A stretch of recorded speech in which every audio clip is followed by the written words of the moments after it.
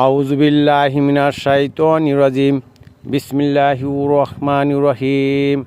আল্লাহ পাক রব্বুল আলামিন কোরআনুল কারীম ইরশাদ করেন, ওয়ালাম্মা জাহুম কিতাবুম মিন ইন্দিল্লাহি মুসাদ্দিকাল লিমা মাআহুম ওয়া কানু মিন কাবলু ইয়াস্তাফতিহুনা আলাল্লাযিনা কাফারু ফালাম্মা জাহুম মা আরফু কাফারু বিহি ফালানাতুল্লাহি আলাল কাফিরিন।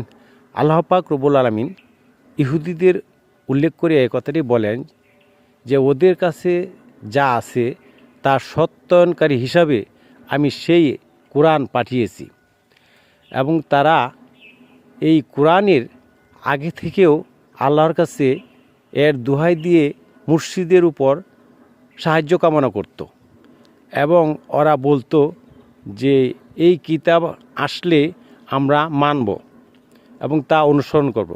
কিন্তু যখনই ওদের কাছে এই কিতাব আসলো তখন তারা প্রকাশ্যে তা অস্বীকার করলো, আর আল্লাহ তাআলার লানত ওদের উপর নাজিল হইল।